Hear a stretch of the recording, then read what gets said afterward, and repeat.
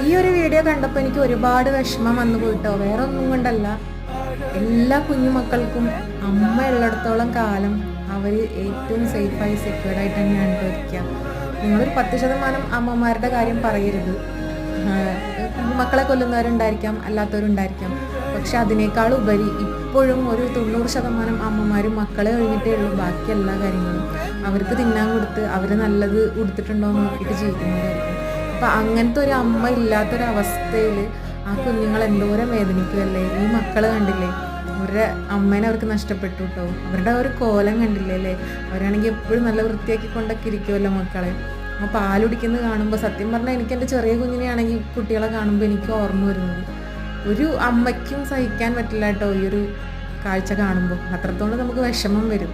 ഒറ്റപ്പെടലിൻ്റെ വേദന ആദ്യം നമ്മൾ മനസ്സിലാക്കുന്നത് നമ്മുടെ അമ്മ ഇല്ലാതാവുമ്പോഴാണ്.